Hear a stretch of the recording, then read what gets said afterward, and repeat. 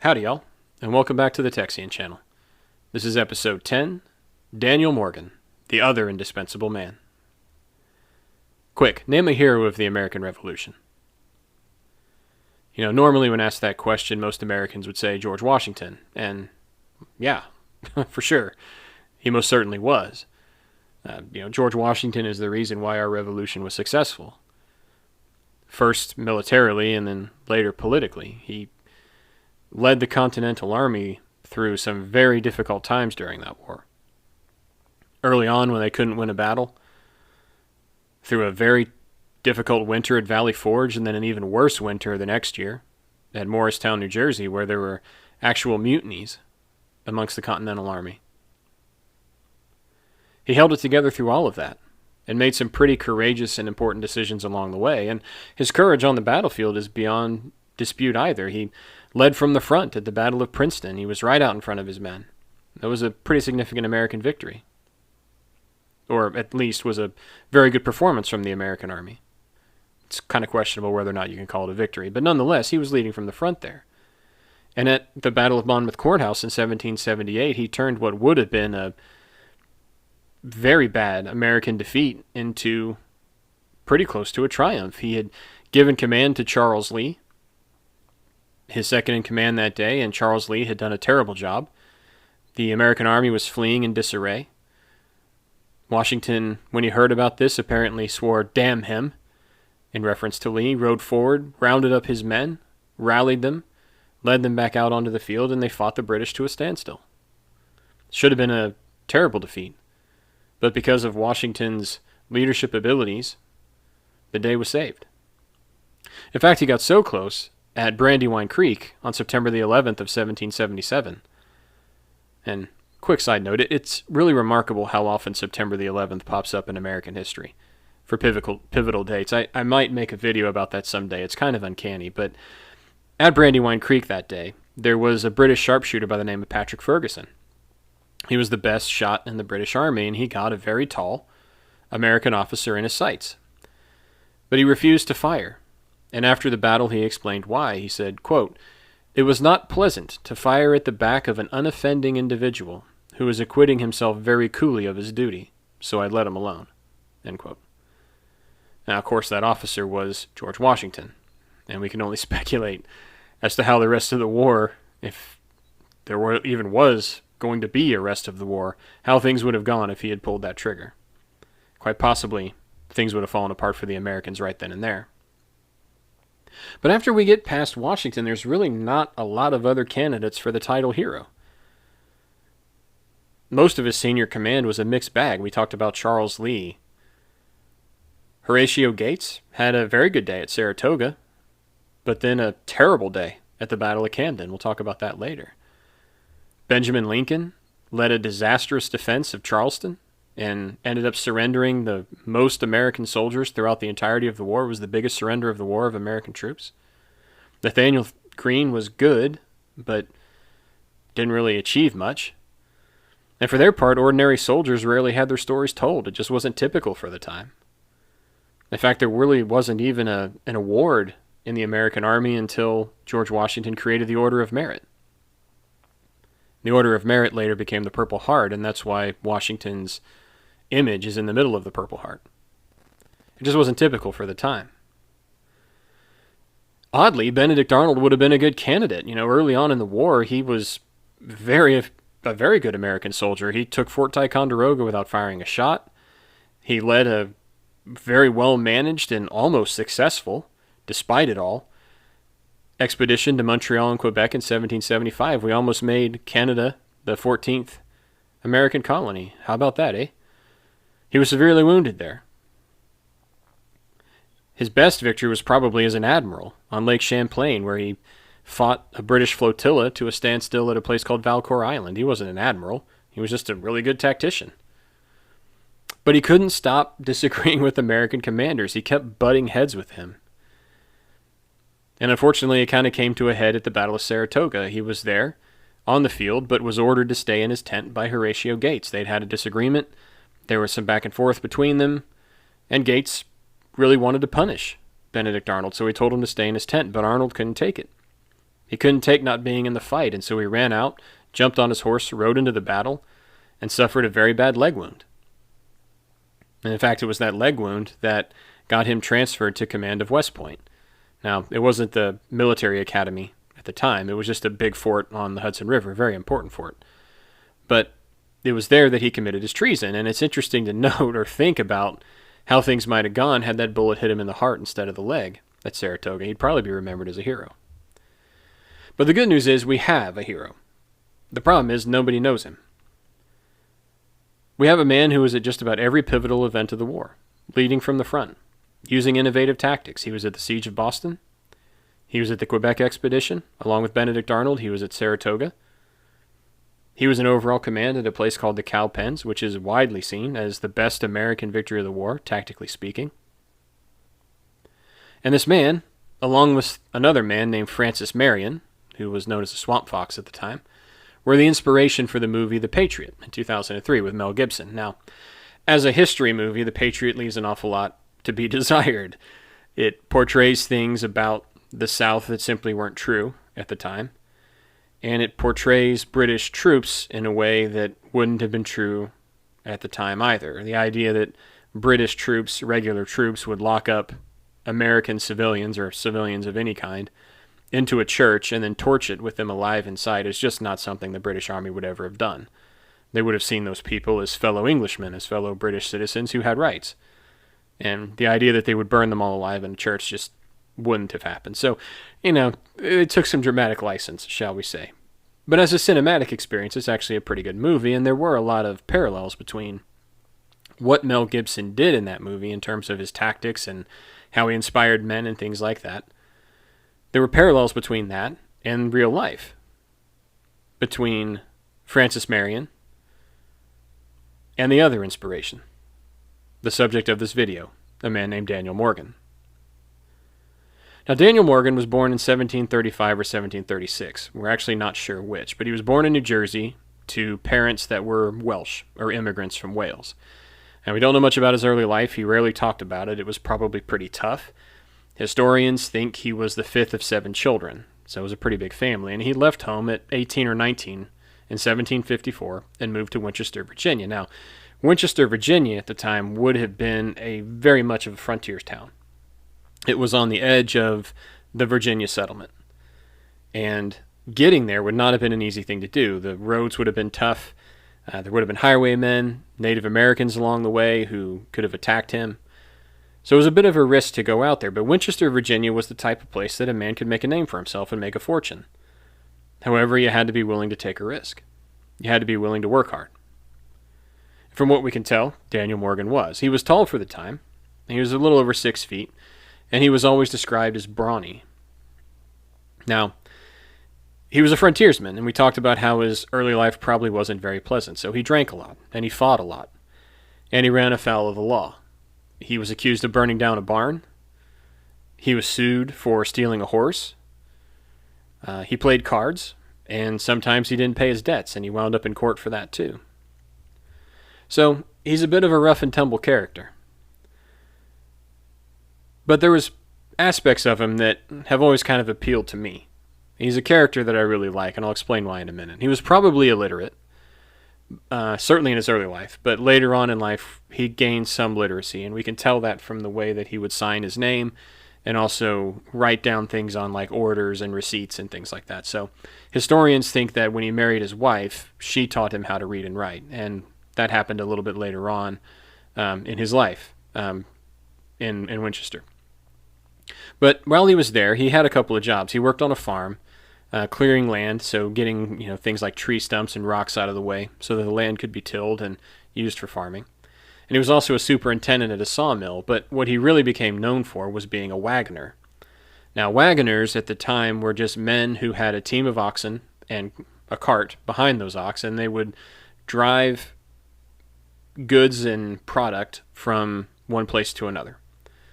So what he would do typically is take goods from Winchester over the Blue Ridge Mountains down into the tidal parts of Virginia. So down into like Fredericksburg, near the Rappahannock River, places like that. so towards the seaports. And then he would pick up goods from there and drive them back over the Blue Ridge to Winchester. And that's how he got his name. So think of him as the long-haul trucker, or the overnight trucker of his life, of his time. And that's where he got his name, the Old Wagoner, and it followed him all the way throughout his life. He was pretty successful at it. He had a business, and he made a lot of money. And he started making a lot of business contacts in that part of the state, and that was really what allowed him to have the success that he had later on in the war. Now, the French and Indian War, or the 7 Years' War as the British called it, broke out in the mid-1750s. And when it happened, Daniel Morgan did not join the British Army, but he began to help the British Army as a private citizen with his wagon, with his wagon business. So he was hauling supplies, more or less, for the British Army.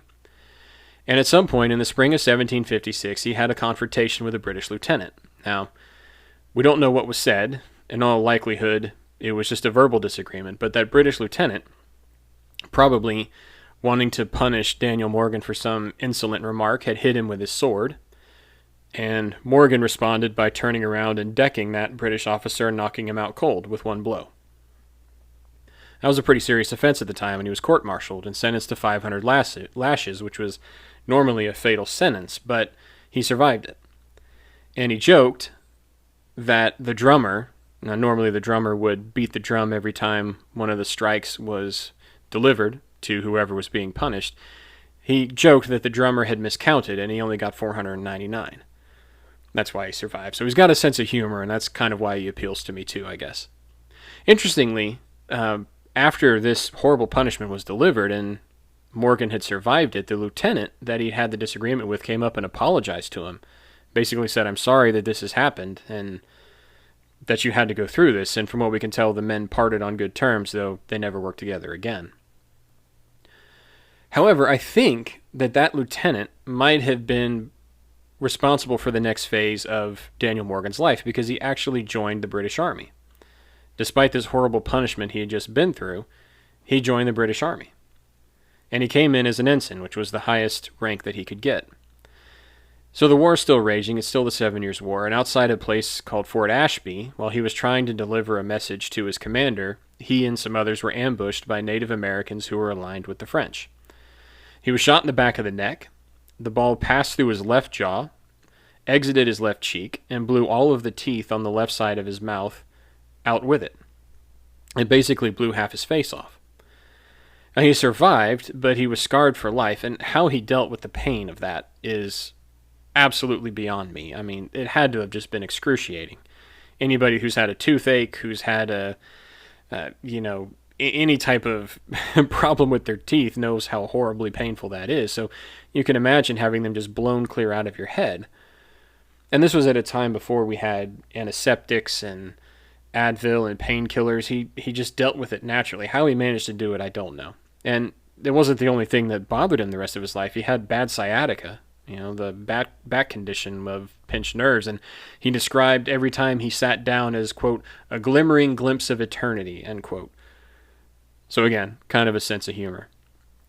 He had severe headaches that weren't related to that bullet wound that would cause him to go blind, sometimes for an entire day, but again, with his sense of humor, he would just take a cold bath. He said, I'd take a cold bath and that would help. So that's why this guy appeals to me. He's kind of a ruffian, he's a tough guy, but he still has a sense of humor to him, and really achieved some amazing things during the war. So after the end of the 7 Years' War, before the American Revolution starts, about 15 years later or so, he goes back to Winchester and continues to run his business, and he ends up being even more successful than he had been before the war. And we can tell that because something kind of really cool survives. It's a receipt from a tailor. And he had gone in and he had ordered something like 6 or 7 pairs of socks, 2 or 3 really expensive coats to be made, and they were going to be made of satin and all these fine materials. So he was clearly becoming a very successful man, and while he was doing that, he was wanting to dress the part and mingle with the landed gentry of that part of Virginia, mingle with the upper class, if you will. And so he was beginning to get some refinement to him and making some very important political connections that would allow him to have the success that he had later on in his life, not only in the war, but also after the war. But in 1775, the American Revolution started. The American Revolution broke out, and the Congress of the United States commissioned 10 rifle companies from from Pennsylvania and Virginia.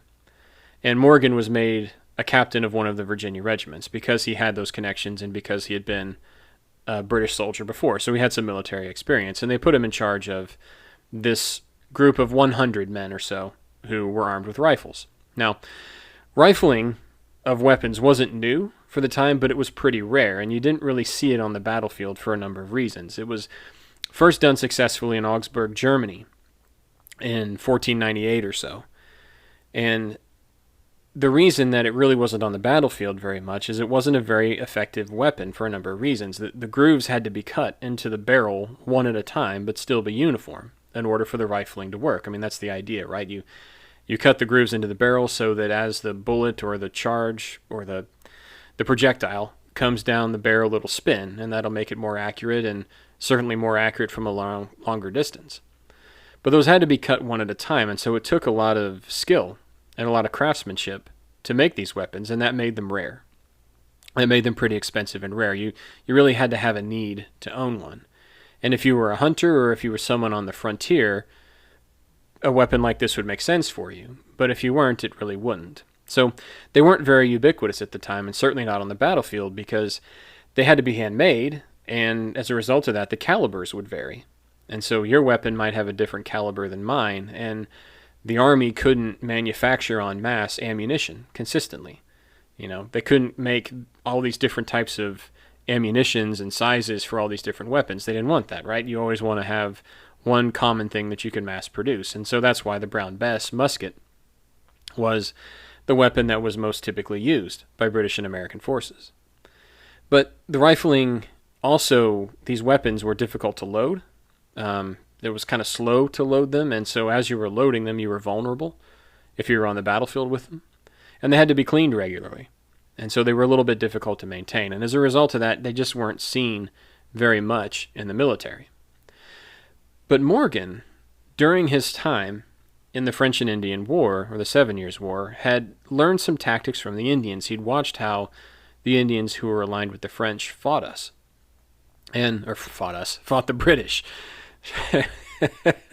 We are still independent, I think. How they fought the British, and they would use sort of hit and run tactics. They would kind of slink through the woods. They would fire an ambush. They wouldn't come out and fight in the open. They wouldn't stand toe to toe.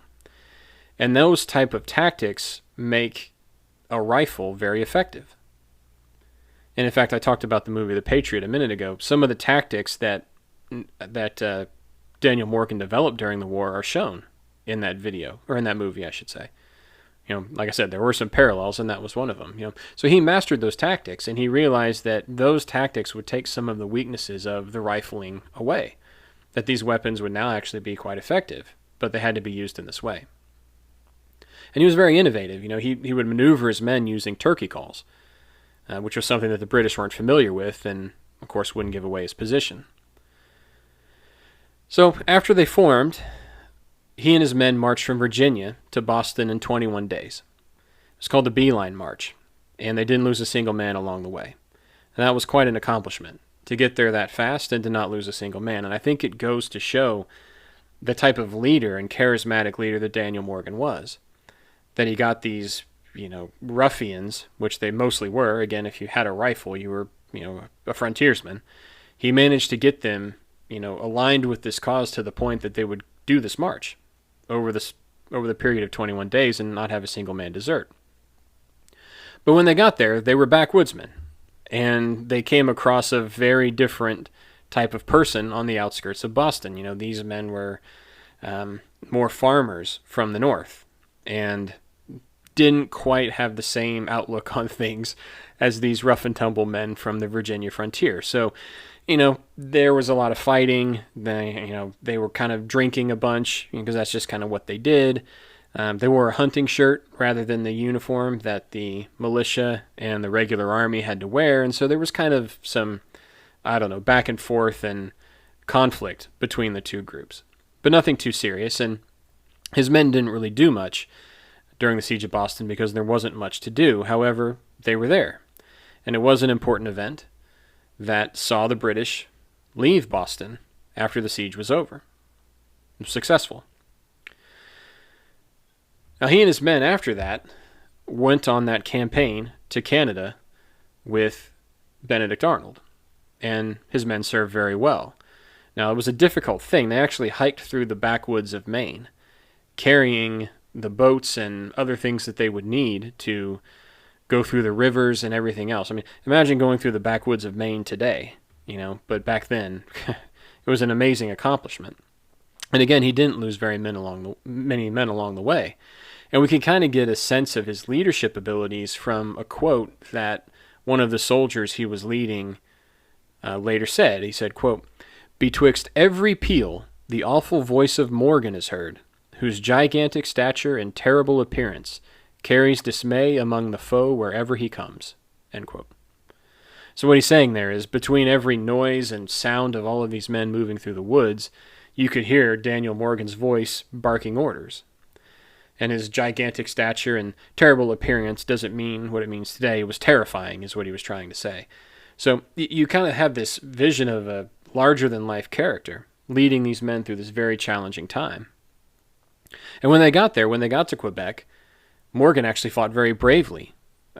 He was wounded, unfortunately. He fell from about 10 feet onto a cannon during the fighting, which couldn't have done his back very good. And the British troops in the area tried to bayonet him, but he was able to roll out of the way and save his life. But he was captured and held for a period of time before being released, which was typical of the time, especially with officers. So he was furloughed back to the American Army, to the Continental Army, and he began at that point to lead a light infantry regiment and was made a colonel of it. So this is kind of similar to his riflemen. These were light infantrymen that were designed to go and harass the British troops wherever they could. Find a column, find a supply column, and use those hit-and-run tactics that he had developed. Now, he probably hit his zenith before Cowpens at a place called Freeman's Farm, which we all know now as Saratoga. The Battle of Saratoga was actually two battles. It was one at a place called Freeman's Farm, and then another one a few weeks later at Bemis Heights. And his riflemen that were there were responsible for a lot of British casualties. They were picking off officers, they were picking off artillerymen from long distances. He was constantly harassing the British, and they were never safe. They weren't able to move their artillery around without coming under fire. The officers weren't able to bark the commands without being shot at. So he made it very difficult for the British to actually mount the offensive that they wanted to mount. And if you see the painting of the surrender, Daniel Morgan is very prominently in the middle of that painting. He's the one wearing all white, and he's holding his rifle, and he's right there next to Horatio Gates. And Gates said, in his dispatch or in his report on the battle, Gates said, quote, "Too much praise cannot be given the corps commanded by Colonel Morgan," end quote. So again, it was pretty rare for average soldiers, even officers like a colonel, to have their deeds mentioned. That's how important Morgan was to that victory, that Gates actually saw fit to mention him in his report. But despite this, he was passed up for promotion after the battle. And at the time, there was a lot of political wrangling about how many generals and officers you could have from Virginia versus Pennsylvania and so on. And so they created a brigadier generalship, and rather than giving it to him, they gave it to someone else. I can't remember the name of the person they gave it to, but basically it was for political reasons, and he felt insulted by that, and so he decided to accept an honorable furlough. Basically, he left the Army and said, honorably left the Army, and said, I'm going to go home, basically, and go back to my business. And he stayed there for about a year, but all of that changed after the Battle of Camden. Now, Horatio Gates had done quite well at Saratoga, but the British had changed their tactics, and for the longest time they had been fighting in New England. They felt like that was the real bedrock of the revolutionary spirit. That's where most of the revolutionary fervor was, and so they felt if they could crush it there, they could crush it everywhere. However, they recognized that wasn't necessarily a very easy thing to do. The Americans were pretty much committed and determined to be free, and Washington had held the army together and They had lost at Saratoga, so there were a lot of reasons why they wanted to pivot their strategy, and so basically the British decided instead to go to the south. And they felt like down south there would be more people who were willing to be Tories, more willing to sign up and join the British Army, and this very large British Army could quell the entirety of the South, and then after the South was cut off from New England, they could isolate the problem there and deal with it effectively. That was their strategy. So the South became a very important theater of the war, and Horatio Gates, who had won at Saratoga and who was seen very highly because of that, was sent south to take over the southern defense. Now, they called him Granny Gates because he was an older man, and he wasn't really known to be a very, excellent leader. And at the Battle of Camden, he was thoroughly defeated by the British. Lord Cornwallis and his army swept them from the field. In fact, it was so bad, Granny Gates, or Horatio Gates, be nice to him, rode 180 miles away from the battlefield in 2 days. He just fled the field and ran away. That's how bad the defeat was, and it woke up Congress to the fact that we really needed talented commanders back. We didn't have many of them, and the ones that we had to get back into the field. And so General Washington begged Colonel Morgan to return. He begged Daniel Morgan to return, and Morgan said he would if Congress made him a brigadier general, as he should have been made after Saratoga. And finally, with the disaster of Camden kind of in very recent memory, Congress, inept though they always are, managed to finally do the right thing, and they did make Daniel Morgan a brigadier general, and they put him under the new commander of the Southern Theater, Nathaniel Greene. Now, Nathaniel Greene is not necessarily a commander that you would write home about, but he and Morgan got along very well, and they recognized that they could use some of the tactics that Morgan had developed to put a more effective resistance up to the British in the South. This sort of hit-and-run tactic of harassing them, drawing them further and further into the Carolina backcountry, further away from their supply lines, further away from the cities where they might have found more Tories that were willing to sign up and willing to join the army. They were going to pull them away from all of that and more into the hinterlands where they had some advantages with the tactics that they wanted to use. So they matched up well. And as a result of that, Nathaniel Greene trusted Morgan. So as they were falling back constantly and drawing the British further in, Morgan realized they couldn't do that forever. And so he decided to make a stand. And he made a stand at a place called Cowpens. Now, Cowpens is a battlefield that you can still visit, and I highly recommend it to you. It's in the north to northwest part of South Carolina. It's just south of the North Carolina border. So if you come into South Carolina from North Carolina, it's literally right across the border, near Spartanburg. And at the time, it was just an empty field. And it got its name because the farmers in the area would take their cattle there to graze prior to going off to the market. And Morgan chose it because it fit what he wanted to do tactically on the day. It was an open field with woods on either side, and there was a small slope or hill that was kind of in the middle of the field. So he chose it as the place that he would fight. One other point that needs to be recognized is the Broad River is very nearby and kind of runs to the back of where this battlefield is. And at the time, that was a very big and impassable river, difficult river to ford. And so Morgan chose the place because he didn't want to have his militia run from the field, which is what they normally did. He wanted to have something there that would kind of encourage them to stay. But he also recognized that these militiamen were not going to be the base of his army on the following day. They were what they were. He recognized what they were. They weren't, trained professional soldiers. They were militiamen. And so he knew he could use them to his advantage. He knew he could use them in the right way to bring about a successful result. He knew the British were itching for a fight. He knew the British were wanting to finally smash these rebels that they had been chasing for months throughout South Carolina, and that they would be itching for a fight. And he also knew the man that he was fighting, a man named Banastre Tarleton. Now, he was a very impetuous, hot-headed, arrogant commander of some outstanding dragoons, which is what they were called, these British troops. They were some of the best in Cornwallis's army, and Cornwallis had dispatched him basically to track down Morgan and destroy him. So Morgan only had a portion of the American army with him at Cowpens. Greene had the rest of them in a different part of the state. But that was done intentionally. They wanted to draw Tarleton out into a place where he could be defeated.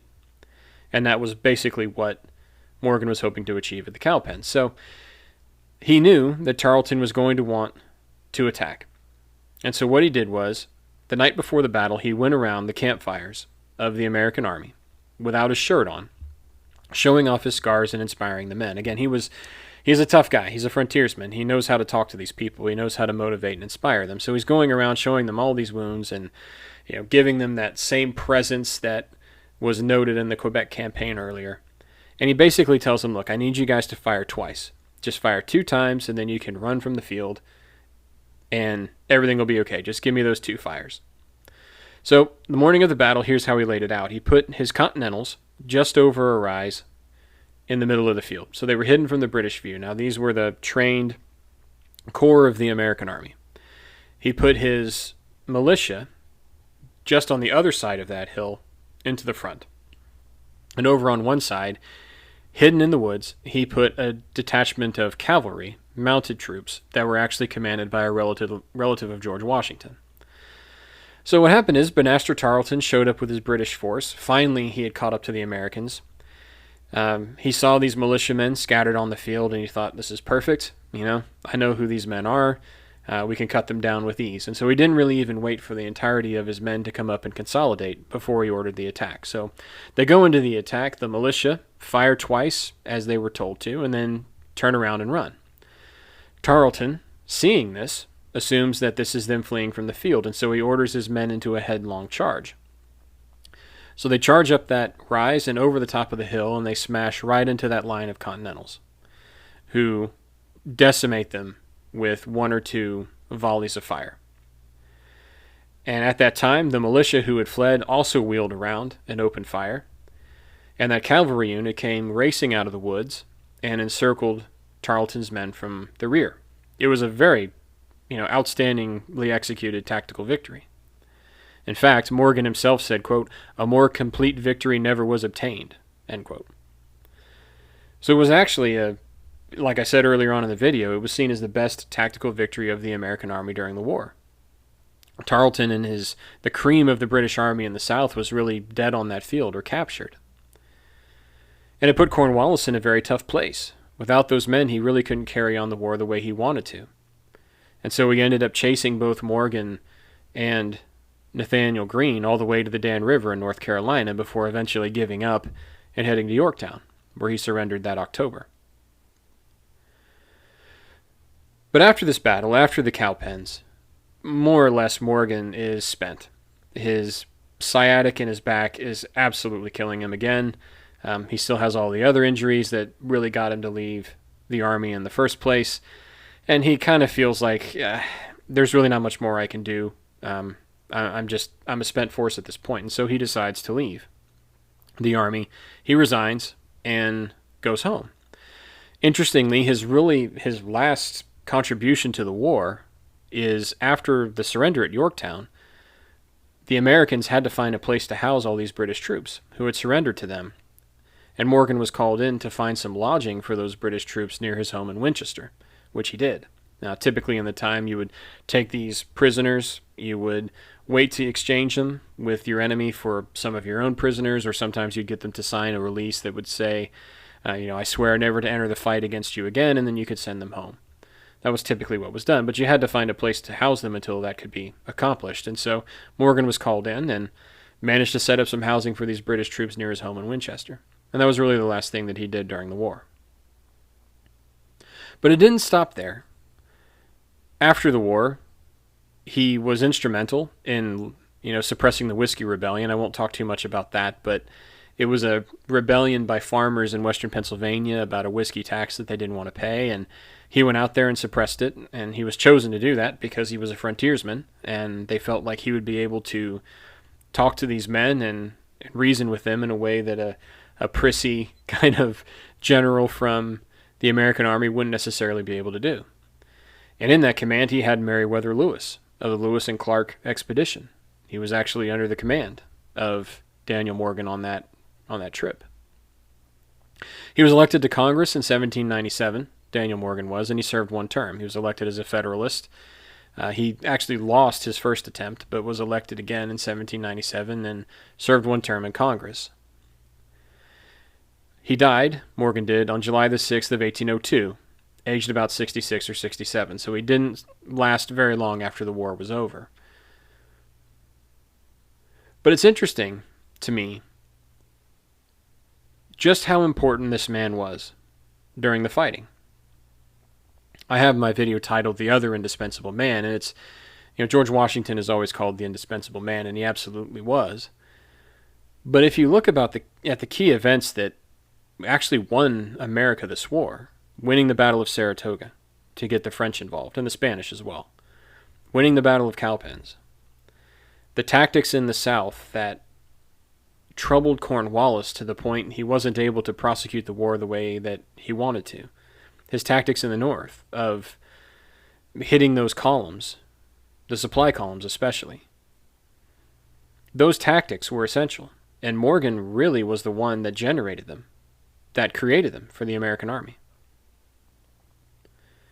It's important, I think, or maybe a sign of how important he was, that Washington begged him to return. Washington saw the value of him. So this man is so important. He's essential to our victory, and yet nobody really knows him. Nobody really knows much about him except history nerds like me. And there's a couple of reasons for that. There were a few things after the war that he did that left a sour taste in a lot of people's mouths. The way that the U.S. government compensated a lot of veterans was to give them land. The U.S. dollar was worthless at this point, and really, wasn't a way that they really couldn't afford to give these veterans what they were owed. And so typically they would simply give them land. But to a lot of these veterans, the land wasn't something they could really leverage. They were from the city or from the coast, and the land was well inland. Obviously it was land that nobody owned yet. So, it would be on the frontier, and they wouldn't want to go live on the frontier, so they'd have these holdings out there, these land holdings that they never really even went to. And those that did go, sometimes or many of them weren't farmers.